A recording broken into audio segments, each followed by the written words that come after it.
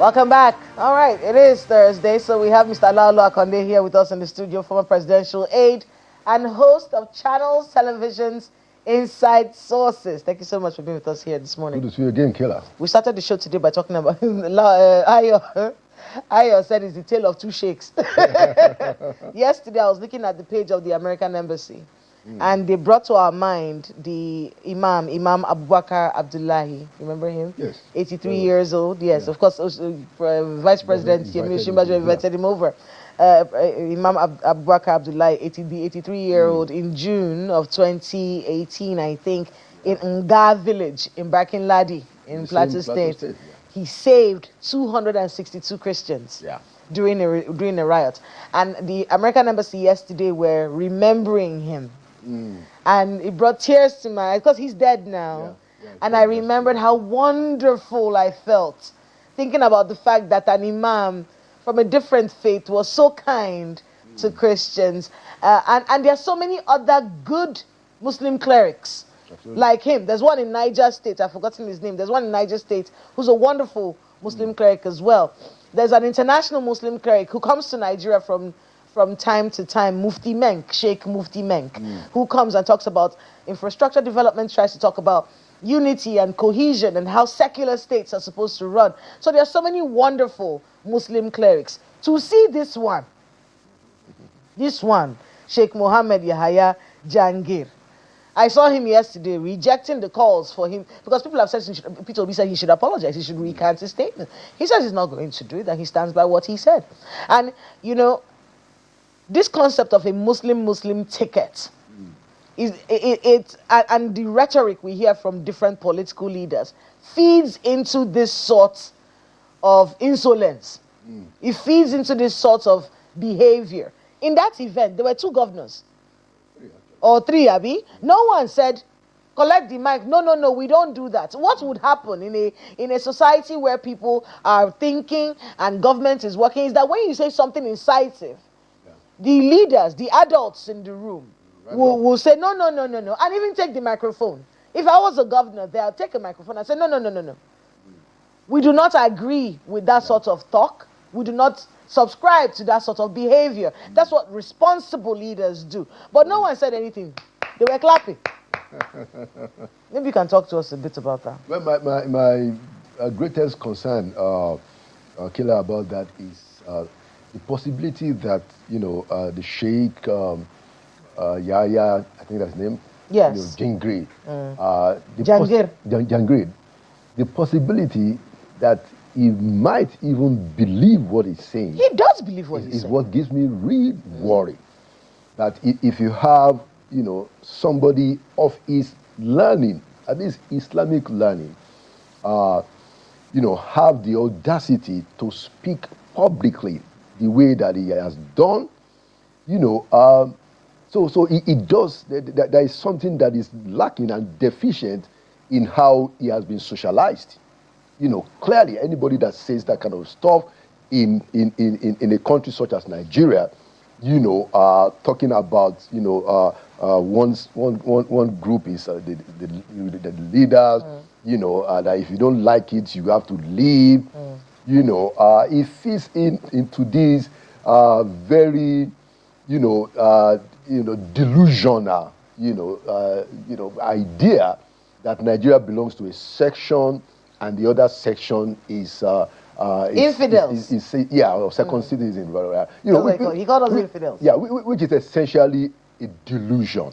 The Sheikh needs to be rid of his delusion.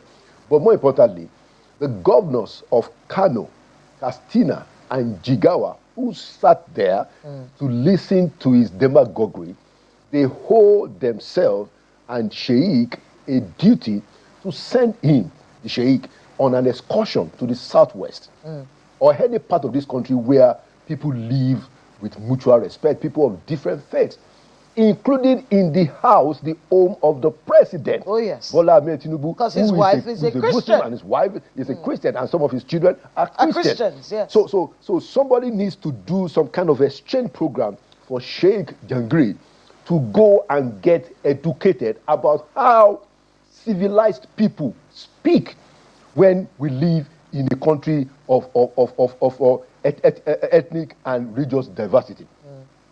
Second point I'd like to say, Kela, is that the National Human Rights Commission has come out, very boldly to say that what the man has said is divisive, is not right.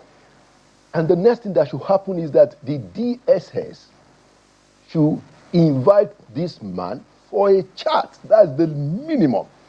Now, the DSS is going after folks like Omoyele Sowore, okay, who said, uncomplimentary things about the president. And I said that, well, it's their job. They can figure that out. But if they have time and resources to go after Sowore, then the DSS ought to invite this sheikh at least for a chat to warn him and to caution him that he cannot speak. Now, if he is sufficiently illiterate in spite of his learning to behave like that, then the government, especially the DSS, has a duty to caution him. I was going to say the word infidel has three different meanings. There's a dictionary meaning, there's a Christian meaning, right, and there's the Islamic meaning. Right. So we're not going to break that down. For everyone who's watching right now, you can go and check what the word infidel means in these three contexts. Right. Because they mean three almost different things. They're very similar in meaning. But they mean three almost different things. So when he says it, he's saying it in an Islamic context. Right. So maybe go online, find out what it means in an Islamic context, and then you can situate exactly what he has said. And just so we can situate it, remember he was saying this at a wedding. Remember this was the mass wedding. Oh. It's a thing that happens in Kano from time to time. They try to help people by giving them wives. So 1,500 couples. And husbands too. Yes, and husbands. It's the way to move forward. So to help these people, they do mass weddings so we can get them off the street, because single people are the problem. Anyway, so away from that topic, let's move to Osun State. Okay. This, the senator was summoned, Senator Fadaunsi, over that viral comment. I saw a video from another TV station, I hope it wasn't AI as well, where he said that whatever it is that they are saying about me is AI. This thing that politicians keep doing, when they think we're stupid, AI can be verified. It's not magic. I use AI a lot. I use AI quite a bit. It's very useful, makes things easier, makes things better. But some people use it for nefarious activities. When he comes and says it's AI, we know AI when we see it now. Well, I think what has become clear in the conduct of Senator Fadaunsi, who is an otherwise respectable, this is a senator. Older gentleman? Yeah. A senator? He's a senator of the Federal Republic, Oh, yes. But what has become clear is that he has come to the realization of the lack of wisdom in his action. I don't want to say. So instead of taking responsibility, he's blaming technology. Yeah, that's the responsibility. So at least he has come. If he actually did that, he has come to the realization that what he said was, both reckless and careless. For a senator. Look at the president. People can come up with a lot of his baggages, but you're not likely going to find the president talk sort in a violent manner. He said that he meant that they should kill them at the election. Votes. What does that even mean? Even if you say it's a metaphor, you have to be very careful at the choice of your metaphor. Election is not about killing. Senator Fadaunsi is just reminding us of the days of Obasanjo as president, especially in 2006 and 2007, when he said that politics, elections is a war. No, you don't use votes to kill people. There are people that are saying that the president's statement, President Bola Ahmed Tinubu's statements recently, where he said all is fair in politics, may have emboldened people. Like Senator Fadaunsi, who I think is in the APC. Yeah, he crossed over from PDP. Crossed over from the PDP. So it may have emboldened people like him to be able to actually express how they feel inside, and for them, politics is war. Well, like we've said before, normally the stage of evolution that Nigerian politics has come, the party in the center, always has this bragado, this, trying to, lord it over the others, especially in times of election. PDP did it, APC is doing it. So yeah, it's possible that this is what is going on. But to begin to merchandise, or attempt to merchandise violence by a senator of the Federal Republic, it does not reflect on him in a very gracious way. And it's important, just like you said, that all those folks in APC, they must understand that this election in Osun State is a clear indicator of what Nigerians will expect in 2027. It has to be free.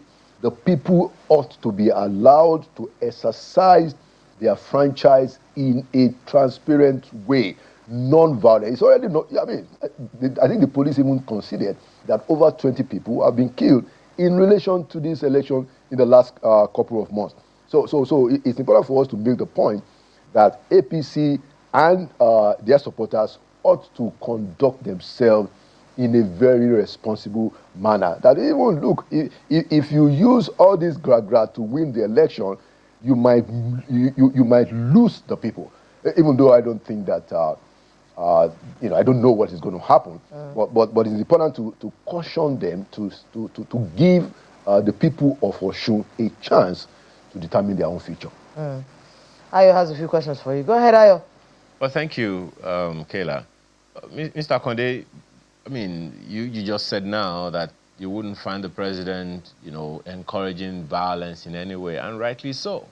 But then there are those who have also, played back his comments when he hosted the Catholic clerics, when he said all is fair in war and politics. Could this senator's statement be one of those things that are fair in politics?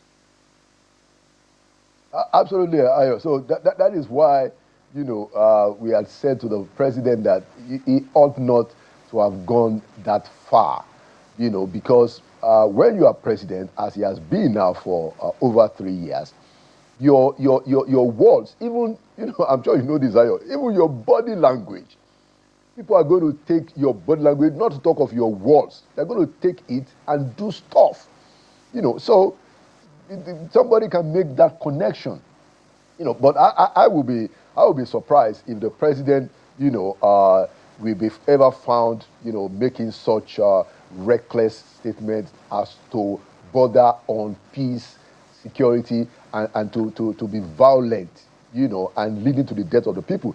I want to hope that the president did not, imagine, that is the kind of interpretation. But that's the reason, why he ought to be very careful and selective in the kinds of words that he uses, because even when he has not spoken, people will interpret his body language. One thing that he has done very well on this Osun matter is to quickly pull back the lever, when EFCC started to freeze the accounts of the state and made a personal statement. That's a very good one, and that's the reason why he should always be very careful whatever he says, because like I said, even what he doesn't say, if people believe that is what he's thinking, or they are reading his body language, they can begin to misbehave. But finally, anybody that misbehaves or misspeaks, including Father Unsi, including this Sheikh Jingril, they should be held accountable in their personal rights. Well, there is to the Islamic cleric that you just mentioned, and my colleague has spoken about the fact that he has rejected recanting what he said or tendering any apology. That statement has been condemned by everyone. But so do you see that kind of statement as being of any security threat in any way, manner, shape, or form? Some people could, we have heard it before. There are those who always point to what happened in Rwanda. It's a function of a statement someone made. Is this something that you think, the authorities should deal with a little more stringently than we're hearing now? The authorities, specifically the DSS, should take interest in this matter. And, you will recall, like we said earlier, that the National Human Rights Council has already spoken about this, spoken out against this action, and that's a government agency. The National Human Rights Commission is a government agency. And so the DSS ought to take interest in this matter and invite this sheikh, because it has the potential to create much more problems if you are segmenting the population. Some people are infidels, some people are believers. We have a secular country where people have freedom to believe whatever it is that they want to. And specifically, we have large swaths of our population believing in Christianity and another large swath believing in Islam. And they have been, commingling. As a matter of fact, one of the best statements that I have had from former President Muhammadu Buhari is the fact that he said that he admires how the people of Southwest have become the best representation of the peaceful mutual coexistence between Muslims and Christians. And so, that was why I said that people like Jingri, they need to be brought up, from that level, where for the kind of rhetoric and kind of expression, it shows that it still needs to acquire a bit more, proper socialization and understand what it means to live in a civilized world. And it's at a time where the nations are talking about knowledge economy. That is when you have a sheikh who is a scholar, an Islamic scholar, speaking trash, about a whole lot of people who he described as infidels, and trying to segment to say that some people own the country, and if other people don't like it, they could leave. It just shows a crass level of illiteracy, and I'm sorry to say, the man needs to become more civilized than he is, if at all, already. Well, some people would say also that that's the way some people just get attention. In PR, they say all publicity is publicity, whether a good one or bad one. All PR is good PR, whether it's good or it's bad, so long as your face is out there. Particularly now that the Sultan has spoken about this and calling for unity and no division based on religion. Do you think the Islamic community also owes societal debt, so to speak, to call such people to order? Because we've found that in time past, some people they come into prominence through such paths as this. And once the authorities clamp down on them, then the noise begins. What are your thoughts on that? Yeah, I mean, first to say that it is gratifying, the statement of the Sultan of Sokoto that you referenced.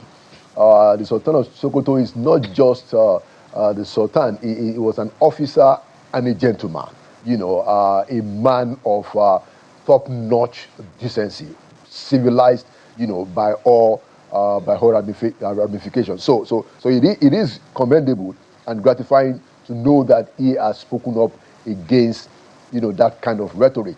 And you are right, we should have other Islamic leaders, especially in that community. I think this happened in Kano, and you had the governor of the governor of Katsina and Jigawa, sitting down there. Those three governors ought to also make a statement about this. There are people in their states who are not Muslims, and Nigeria is a secular state, and all those three governors, they have sworn to an oath. They have sworn to an oath, to live and act and conduct themselves by the Constitution of the Federal Republic, which states very clearly that Nigeria is a secular state. So they have a duty, alongside other Islamic leaders and organizations, to condemn this sheikh. And like I said, I think those three governors, they should organize some kind of exchange program for this sheikh to cure him of his literacy and his ignorance. You should get to know about the sheikh that we like, Imam Abubakar Abdullahi. Exactly. We love that one. And I recall that I think it was in 2018, the vice president who I worked with, Professor Yemi Oshibajo, actually invited him, after Sheikh Abdullahi went out during an attack on Christians in his village. The assailants were attacking Christians. He just makes me happy. Yeah, and Christians took refuge. In his mosque. Yes. And it got to a point that the assailants, the bandits, whatever, I think they are terrorists, they pursued those Christians. They found out that they were there, and they demanded of him. That, look, we need those people, they are infidels, and we need to kill them. And he not only did he refuse, he said that they will need to kill him first. Yes, I remember. That is a civilized man. And that's the kind of example that we want to see more of. And like you said, there are several sheikhs and Islamic clerics in this country who are just like Sheikh Abdullah, and may God continue to rest his soul. Such a wonderful human being. He's survived by 19 children. Yeah. My man. He has 19. Survived 12 sons and 7 daughters. He's a very good man. My man. And many grandchildren, and a legacy of peaceful coexistence in a region that was plagued by tension. Yes, great, very great man. So this other sheikh should learn to be like this one. For the Australian elections, I'm looking at our comments on social media. People say that Kayla is very angry this morning. 29 people died. Yeah. If you cannot be angry about 29 of our people dying, I don't know what you should be angry about. For no just reason. It doesn't even feel worth it anymore. Do you know the truth? Laolu, I actually don't care about this election anymore. If 29 people had to die for you to sit on a chair, I mean, it reminds you of. I don't want the chair anymore. It reminds you of one of the good things about President Goodluck Jonathan, and my ambition is not worth all of the Nigeria life of any Nigerian. That man that respect for the rest of his life for making that very seminal statement that his ambition doesn't worth the blood of a Nigerian. Amnesty International says they are going to send Mr. Fadahunsi's name to the different countries where they are located. Well, I think so that some kind of it's important that Mr. Fadahunsi take responsibility locally, internationally for his irresponsible conduct. Thank you so much, Mr. LaoluAkande, former presidential aide and host of Inside Sources, for being with us on Sunrise Daily this morning. Thank you so much, Kayla.